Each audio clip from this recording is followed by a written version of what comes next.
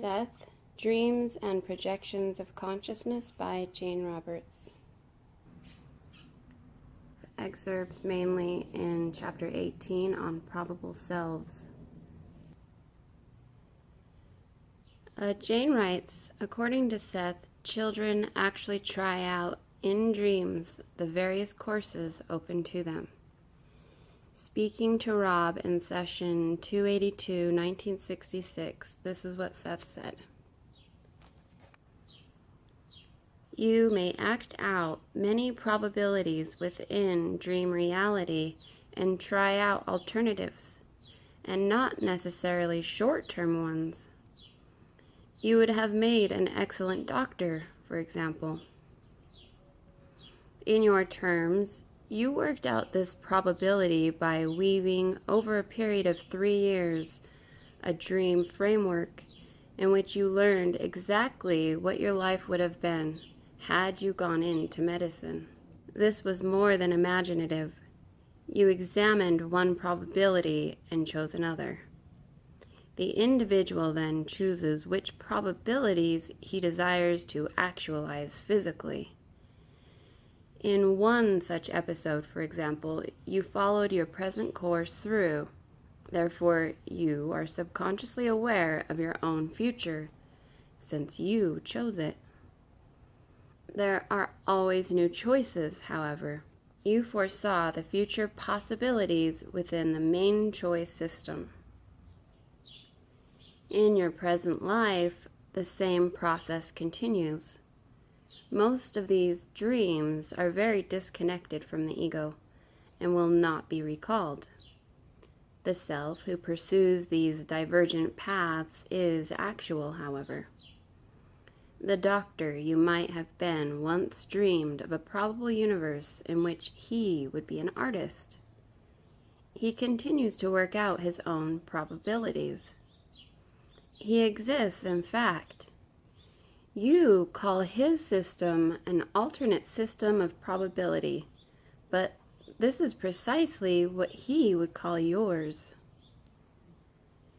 Now, you will have some experiences that are shared in the dream state. They will be involved with episodes familiar to you both before you went your separate ways. You are like two limbs from the same tree. You recognize the same mother. The dreams you will have and have had in shared experience are root dreams.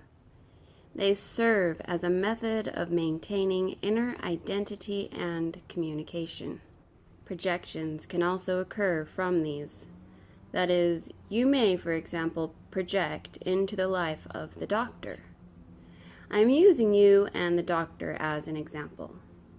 Art, you see, is also closely connected with healing. The projections of which I spoke happen occasionally and spontaneously on both of your parts.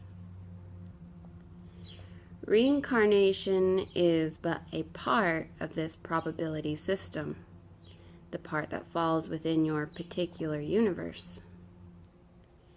There are also root dreams shared by the race as a whole. Most of these are not as symbolic as Jung thought them to be, but are literal interpretations of the abilities used by the inner self. For that matter, as you know, flying dreams need not be symbolic of anything. They can be valid experiences, though often intermixed with other dream elements. Falling dreams are also simple experience in many instances, representing downward motion or a loss of form control during projection. Jane notes, Seth told us that Rob's doctor probable self was a Dr. Petra. As mentioned in my earlier book, we tried to contact him, so far without success. Some years ago, Rob did do some medical artwork and was astonished at his success. He has no conscious knowledge of wanting to be a doctor as a child, but in painting he always emphasized body structure and form. But what is the point of all these probable selves? What do they have to do with the development of personality as we think of it? Seth is still discussing probabilities in his own book, so we don't have all the answers by any means. One night, Rob asked Seth how our own egos had changed as a result of our sessions, and Seth used the question as an opportunity to give us more information about personality and probable selves. Excerpt from session 309, labeled Probable Selves and Multi-Dimensional Personality. Seth says, "The ego structure remains, of course. The responsibility of dealing with physical reality remains, but in some respects, the nature of this manipulation changes. It becomes more direct.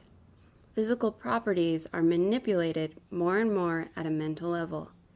The ego becomes more like the inner ego and less like its old self, comparatively speaking. It accepts large portions of reality that it previously denied. Structurally, it remains intact, yet it has changed chemically and electromagnetically. Now it is far more open to inner data. Once this freedom is achieved, the ego can never return to its old state. I have told you that the ego is self-conscious action that attempts to set itself apart from action and to consider action as an object. Now this altered ego retains its highly specialized self-consciousness, and yet it can now experience itself as an identity within and as a part of action. This is a cornerstone for consciousness for personality. It is only a first step, however. Without it, no further development of consciousness can occur. It is not attained by all within your system. You are at that point now. The next step is taken when identity is able to include within itself the intimate knowledge of all incarnations. Yet, in this state, the independence of the various reincarnated selves is not diminished. Each of these steps of consciousness involve identity with the inner recognition of its unity with all that is. As each separate identity then seeks to know and experience its other portions, then all that is learns who and what it is. Action never ceases its exploration of itself. All that is can never know itself completely, since action must always act, and each action creates a new unknown. Action must travel through itself from every conceivable point, and yet the journey, being itself action, will create new paths. Excerpt from session 309, again labeled Action and Probabilities. Seth says, "There are many yous in the probable systems, and each you is related psychologically in a personality structure. The you that you know is a part of this. In your system, all the other yous seem to exist in a probable reality. To any of them, the others would seem to exist in a probable universe, yet all are connected. All of you did not have the same parents, for example, and there are portions of probable situations existing in your own parents' separate lives." All right, he's going into some more personal material about Rob, Jane's husband. To Rob, Seth says, "In two probable realities, your mother did not have children. You did not exist in these. In some, she married, but not the man you know as father. A psychological connection exists between that first son in that other system and yourself. emotional charged feeling immediately sets up what you may think of as a tangent. It is expressed in some reality system. This is the inner nature of action. Those thoughts and desires and impulses not made physically real in your terms will be made real in other systems. Now, the inner self is psychologically influenced by these probable personalities, for they represent a whole personality structure or gestalt with which you are utterly unfamiliar. Your psychologists are dealing with a one-dimensional psychology at their best. In the dream state, the portions of the larger structure sometimes communicate in highly codified symbols. It would be highly improbable that you could decipher many of these now. There is a feedback system that operates, and yet you must understand that these other identities are fully independent and individual.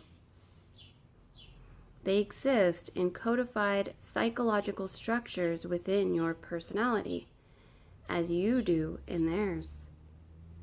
They remain latent within you and unexpressed in your system. You have their abilities unused. You remain latent in their personality structures, and your main abilities are unused within their systems. Yet each of you is a part of oneself in a multi-dimensional psychological structure. These do not necessarily represent more evolved selves. Certain abilities will be more developed in them than in you, and vice versa. I am not speaking of portions of yourself that exist in the future. Each probable self you see has future selves. This multi-dimensional personality or identity is the psychological structure with which we will be concerned in many sessions. The term includes probable selves, reincarnated selves, and selves more dependent than the self you know. These make up the basic identity of the whole self. All portions are independent. Excerpt from session 438 labeled Probabilities and No Time. Seth says, "You use probabilities like blocks to build events. This presupposes inner knowledge and calculations, for you must be aware of the probabilities in order to choose from them. The inner self, therefore, has this knowledge. These probabilities include webworks, probable actions, and reactions involving not only yourself, but others. Computers are toys compared with these inner workings. The majority of events do not solidify until the last moment in your terms. According to your understanding and interpretation of the word events, none are predestined or predetermined by sources outside of yourselves. Your childhood environment, for example, was determined by you before physical birth. Within this framework, you also give yourself the freedom to manipulate and change. The main events of a civilization are chosen by its people, but because a course is begun, this does not mean that it cannot be changed at any point. Events, then, are materialized in your time from their origins in no time. There is no end to the source or supply of probabilities, therefore, no time is not a static, completed storehouse. Each event you form from any set of probabilities automatically gives rise to new probabilities. The nature of any given probable action does not lead to any particular inevitable act. Probabilities expand in terms of value fulfillment. One given act does not necessarily lead then to act A, B, and C onward to some concluding action. Instead, it has offshoots in infinite directions, and these have offshoots. This is what I know of reality. There is far more to be known. Outside of the realities of which I am aware and others are aware, there are systems that we cannot describe. They are massive energy sources, cosmic energy banks, that make possible the whole reality of probabilities. They have evolved beyond all probabilities as we understand them, yet outside of probabilities, they still have existence. This cannot be explained in words. Yet none of this is meant to deny the individual, for it is the individual upon whom all else rests, and it is from the basis of the individual that all entities have their existence. Nor are the memories or emotions of an individual ever taken from him.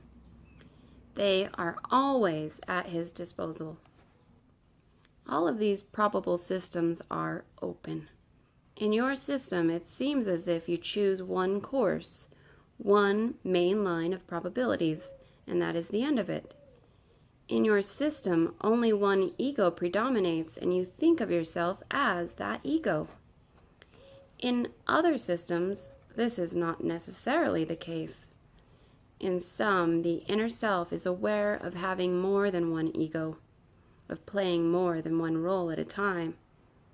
As an analogy, this would be as if you lived, say, the life of a rich man of great talent, the life of a poor man, and the life of a mother and career woman.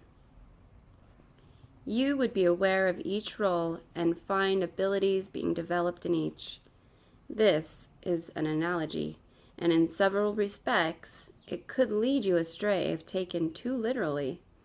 In such a system, there would be no breakup of time.